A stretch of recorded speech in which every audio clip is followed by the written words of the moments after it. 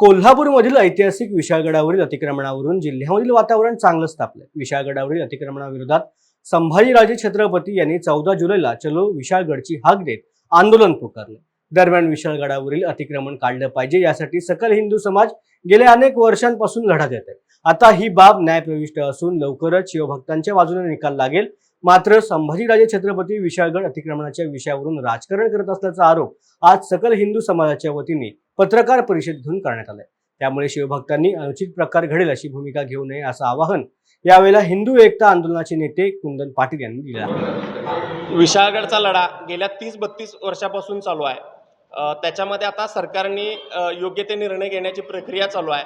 त्या प्रक्रियेचा भाग म्हणून सरकारने ते विशाळगडावरचं अतिक्रमण हटवण्याबाबतचे आदेश दिलेले आहेत। त्या आदेशाच्या विरोधात हिंदू मुस्लिम दोन्ही पार्टीचे लोक हायकोर्टामध्ये आणि जिल्हा न्यायालयामध्ये गेलेले आहेत। निकाल नक्कीच सरकारने त्याच्यामध्ये खाजगी वकील दिलेला आहे।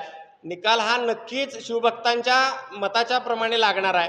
तर माझं सर्व शिवभक्त गडप्रेमींना आव्हान आहे की हायकोर्टाचा निकाल येईपर्यंत सर्वांनी शांत राहावं। सरकार नक्कीच याच्यामध्ये पॉझिटिव्ह स्टेप्स घेत आहे।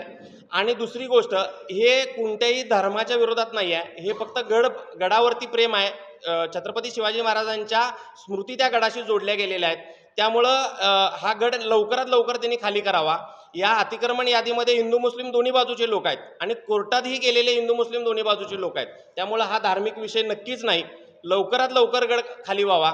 आणि जे कोण राजकीय हेतून याच्यामध्ये काही वेगळी प्रकरणं याच्यामध्ये गोवायचा प्रयत्न करत आहे किंवा संभाजीराजेंनी याच्यामध्ये जो काही वेगळा एक प्रकार हाती घेतलेला आहे, हा वेळीच थांबवावा। संभाजीराजेंनी महाराष्ट्रातल्या सर्व गड किल्ल्यांवरचं अतिक्रमण हटवण्यासाठी पुढे यावं, त्यांनी नेतृत्व करावं। त्यांच्याकडे अधिकार होते, आता ते नाही आहेत, त्यांच्या वडील खासदार आहेत। पण संभाजीराजेंनी याचं नेतृत्व केलं तर गडप्रेमी शिवप्रेमी सकल हिंदू समाज संभाजीराजेंच्या पाठीमागं नक्कीच राहील। पण याला विक्षिप्त स्वरूप संभाजीराजेंनी देण्याचा प्रयत्न करू नये।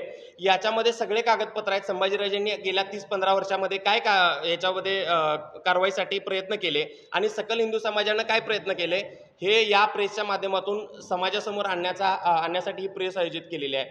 तर माझं सर्व गडप्रेमींना आव्हान आहे की कोणाचं तरी काहीतरी ऐकून माते फिरवून घेऊन कोणतेही ॲग्रेसिव्ह रिॲक्शन देऊ नयेत, कोणतेही स्टेटस व्हिडिओ करून समाज माध्यमामध्ये पसरवू नयेत। याच्यामुळे आपलंच नुकसान होईल। नक्कीच निकाल आपल्या बाजूने लागेल। छत्रपती शिवाजी महाराज की जय।